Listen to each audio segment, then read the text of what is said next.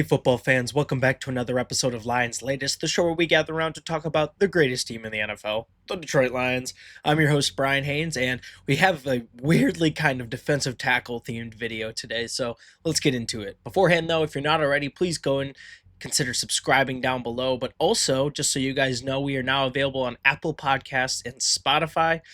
Pretty awesome. It's only because of the support that you guys have been giving this channel. So couldn't have done it without you. It means the world to me. If you guys can go over there, give us a follow, maybe even listen to a few videos, and be super, super awesome. If not, though, feel free to keep watching here, and we're going to get into our first topic, where we are talking about a visit we actually just hosted with another defensive tackle, and this is the first of a few defensive tackle themed topics you'll see on the right here that we got going on. So it looks like we're taking the option to go maybe with the cheaper option, smarter option this free agency as of first looks, just based on the visit that we just had, right? So instead of hosting Dexter Lawrence, like I'm sure some Lions fans wanted this week, we actually instead hosted Jay Tufele on a visit this Tuesday per the NFL's transaction wire. So Tufele has played double-digit games on 3 consecutive seasons. The 26-year-old has played for the Jags, the Bengals, and the New York Jets since entering the league in 2021. He played 12 games, starting 2 for Aaron Glenn's Jets last season. Hey, there you go, a little bit of connection there. Tufele only had a half sack, though, through 46 career games, which is nothing that jumps out at you right away. But that has to do with the kind of style he plays. He is not the bull rusher. He is not the get at the quarterback guy. He is a pure run stopper. He clogs lanes. He throws dudes into each other, and that's what he does best. He's played 596 of his 758 career snaps aligned over the B gap per Pro Football Focus. And actually, a little fun fact if you didn't know this, he was teammates with Amon-Ra St. Brown in college at USC, posting 7.5 sacks and 11 tackles for loss in 2 seasons for the Trojans. So while it's like, okay, well, he's only got the half sack, he's got a little bit of a resume there in the college seasons. Not to say that translates directly to the NFL play, but at least it's there, right? We obviously got 2 stars covered as of now for the defensive tackle, the defensive line room, but there is still some room for another 2 additions, considering the fact that Reeder and Lopez both combined for 1,008 snaps last season. With both those guys being gone, Reeder on his way out, basically, there's a good chance we will need a little more depth than we have right now at defensive tackle. So he doesn't have any jump off the screen stats, but I would absolutely take another run stuffer, especially after what happened late last season with our run game just kind of falling up, or our run stopping game rather, kind of falling apart along the defensive line. I think he would be a great guy to put again with some of our linebackers, Jack Campbell, and if we end up getting one of these run stopping linebackers in the upcoming draft, I think he'd work out great too. I think there's a lot of potential with this guy. He just doesn't scream flashy plays to me, and I think that's where a lot of fans are going to be discouraged whether or not they want a guy like that on their team. But I honestly don't hate it. You guys let me know what you think. Our second topic of the day, see, I was pretty adamant yesterday talking about how the Lions won't trade Alim McNeill for Dexter Lawrence. They won't make that 1-for-1 trade just because of solely based on our past. We always take care of our guys first. It's not like we take a guy who's especially getting paid as much money as Alim McNeill and trade him up for a guy that isn't already a Lion. And as it be great to add Lawrence too, his 26.9 million cap hit this next season, it would make it impossible for us. It would make it easier. It would could make a trade easier said than done, though. The Lions would need to turn the page on an expensive contract to make sure that trade is even possible, and that would mean probably getting rid of defensive tackle Lee McNeill. It just makes too much sense to ignore, especially after you look at the numbers involved. Yesterday, I was very adamant on the fact that Ali McNeill wouldn't be going anywhere, and a lot of you guys in the comments even backed me up on this, saying like, yeah, no, defensive line isn't going anywhere. But I think this was worth to take a look at. So back in 2024, we signed Alim McNeill to a 4-year contract worth $97 million, which is a lot. And this is according to SparTrack, right? He signed through the 2028 campaign, and he will make a base salary of $23.85 million in 2026 with a cap hit of $28.99 million. Now, let's be honest.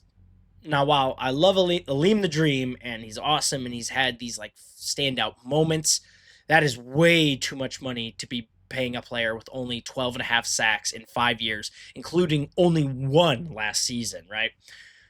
That's, I mean, when you look at the numbers like that, you're like, holy moly, we are paying this guy a lot of money. And now, to be fair, when you think of Lawrence on the other side, he is also coming off probably his worst season of all time with only a half sack. But he's also a two-time All-Pro, three-time Pro Bowler, a certified mauler over his career with 30 and a half career sacks, who also has nine. He just put, or who had nine just 2 years ago in one season, right? McNeill was coming off two strong seasons before this, to be fair, but injuries were the main deal with him. And I think it almost feels like he may have lost a step this past season because of what happened against Buffalo 2 years ago. He was limited to just 10 games this past season. He posted the worst Pro Football Focus grade of his entire career at 52.1 and was even worse against the run where we really needed him to excel, and that was at a 47.2. He had only 9 solo tackles, 8 run stops, and 23 total pressures. And listen, guys, he's not a bad player by any means. I don't think we would have given the money in the first place if we didn't see the absolute potential with this guy. But after looking at the numbers and really just analyzing what he's getting paid for what he's actually doing, McNeill is making way more money than he's worth right now.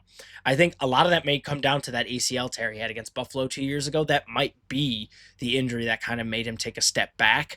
But if that's the case, then we seriously do need to rework that contract, or we need to just get somebody else in his place, if I'm just being honest. And even if the Lions consider this, even if this is something we consider, it's unlikely that we're going to release him before June 1st as it is, as that would result in our dead cap hit going up to $15.74 million. Now, if we wait till after June 1st, that number drops to just $2.85 million, which is way more manageable than the 15. So I feel like that's going to be what happens if they end up doing it. Don't get your hopes up until that point. But like a lot of you guys say, and now I'm reading it a lot, and I feel like I've just been trying to be this guy who's, yeah, pay our guys first. I like the way we do that. We are at a point now where we are aspiring Super Bowl contenders, and a lot of people are now questioning whether or not our window is still open. Now, I think it's still open, but we need to be acting as a Super Bowl contender, right? We can't be too cautious with our money, being scared to pay certain guys when they have resumes like Dexter Lawrence, while everybody else in the rest of our division is adding more guys or is getting better or is adding players to make a bit of a splash, despite how much it costs, because they know it's going to make a positive impact on the team. I see that now. Am I saying I want to get rid of Alim McNeill for Dexter Lawrence? I don't know. Maybe Alim McNeill just had a bad year. I think our whole defense had a bad year, to be fair with you. And I think, if he can turn it around, that would be great. But we are also taking a risk by letting him play the rest of the season out if he has another season like he did last year. Hopefully, the fact that he's getting to play the whole season, knock on wood, he stays healthy and gets to play the whole season from game one, we'll see a better year from him. But if not, it almost seems like a blunder to not pick up Dexter Lawrence and continue paying him all that money that he's really not earning as of now in terms of the stats he is putting up. So I don't know, guys. I think it definitely is something to, it's food for thought. I didn't even consider it yesterday, and now it definitely seems like a decision that the front office is going to have to make because it is a lot of money tied up in one player. You guys let me know your opinions on that, of course. We'll go to our third topic. Just a local player that we should honestly be targeting. So what's better than one elite Michigan edge rusher playing for the Lions? How about two? Right? Derek Moore from Michigan could be our solution to the other side of our edge. And it's not just one of those hometown hero, would be cool things. He might have the resume to back it up as well. He's another bull rushing edge from the Big Ten. So, hey, why not bring him on? He was blowing up guys at the Senior Bowl, and not just the Senior Bowl. That's what he did all season with the Wolverines.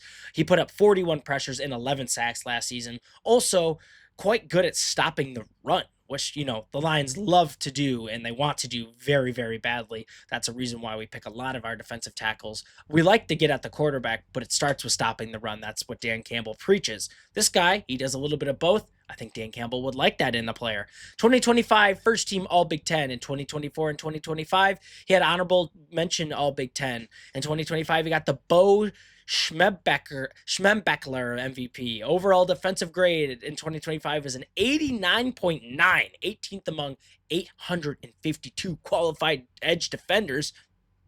pretty dang good. He was 6'3", 260 pounds, and what he's recognized for when he's on the field is exceptional power, but also his finesse and his high effort play. He's one of those guys we've talked about in the past, high motor. Motor never stops going, and that's what Dan Campbell is looking for in his players. I think he kind of fits the mold as well as putting up stats that make me happy too, right?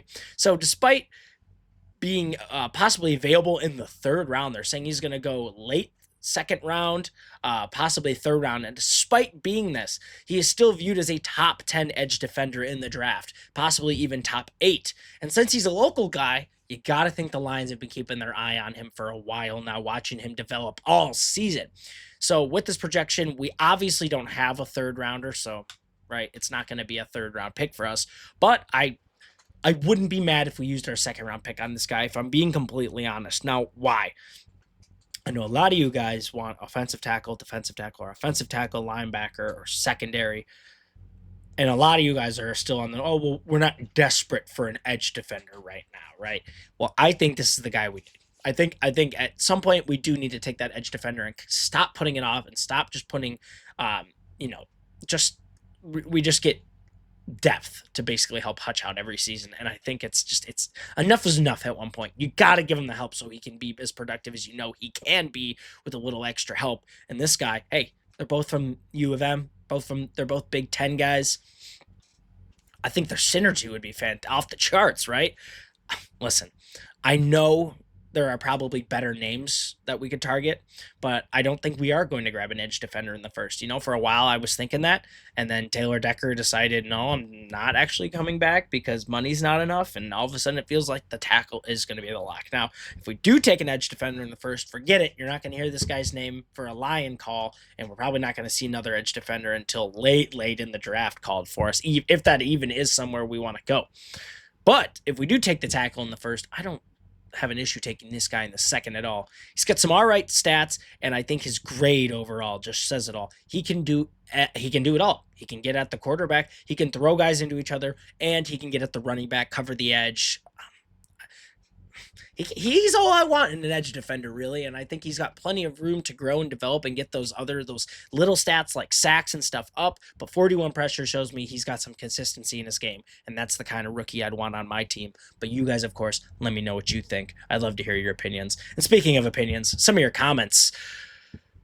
Fleischman MVD says, business is business. You never know how long Waymo and Amon-Ra St. Brown's career arcs really are. The years add up quick. Talking about Tesla, of course. Yeah, no, you're right. It is, while it's like, I know a lot of people are like, oh, we don't need the wide receiver. Why are we spending a third round pick on a wide receiver right now? This is why, because St. Brown's awesome. He's a dog, but it's football. It's a dangerous game. Treads can come off at any point. Less so for wide receivers, like a running back probably you'd have to worry about more. But still, it's out there. We saw Antonio Brown. Like, it could be over in one hit, man. So getting those, and God forbid it happens, but it's right. You got to get that back up. You have to have the future always ready to go. I see a lot of your comments saying like, no, you just got to send it all on this season, because if you don't win a Super Bowl, you're not a good franchise. The only point of your season is to win a Super Bowl. And I can see that point. Sure, it's the most important goal of the season, but you also want to make sure you're getting ready for next season as well. You don't want to be the team that wins the Super Bowl and then is awful for the next 10 years. Who wants that? It'd be a great Super Bowl win, and then the next 10 years you'd be miserable. And what, do you want to be the team that goes, well, we won a Super Bowl? Don't be the team that has to go to History Channel to talk about how great your team is. Seriously, don't. But yeah, I totally agree with this comment here. I like that we got him. Thank you so much for your comment, MVD. Brad Bartlett says, I only watch on YouTube. Well, I appreciate that, Bartlett. And he says, glad you're growing. Good job. Hey, thanks. Make sure you guys go check out Apple Podcasts and Spotify podcasts. It is pretty awesome. I appreciate you all. And he says, when it comes to tackles, football players in general, you do have to remember that it's not about the size of the dog in the fight. It's the size of the fight in the dog. You can't measure that. Yeah, bit of a cliche, but no, you're absolutely correct. I think that's why a lot of players who have these issues with arm length at guard or tackle, it usually isn't the biggest issue in the world. It usually doesn't become that big of an issue because it really is about how bad do you want it. It comes down to, will you run through a wall for your team? I think that's why Dan Campbell's such a great coach. I think that's why he's a good motivator. But you're right. It really is about the fight and the dog. And you get to a point, too, where you're getting to the NFL, your frame, your size, you're getting to the NFL already partially because of that. I don't think, Darren Sproles aside, I don't think there's like very many smaller guys getting into the league as a tackle, as a guard, right?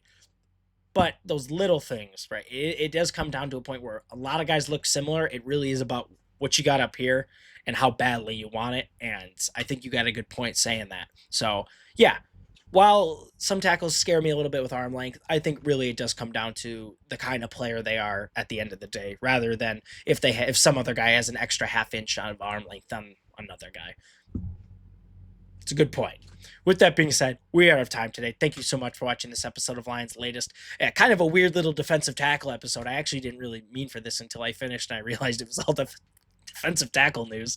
But you guys let me know what you think about this guy. We're hosting Jay Tufele, and also let me know honestly what you think about Derek Moore for Michigan. I think he could be great. I think a lot of you guys are Michigan people anyways, and maybe you'd love to see it. You guys like, comment, subscribe, go over to my other socials, give us a follow, support the other two channels. Enjoy the rest of your day, and I will see you in the next one.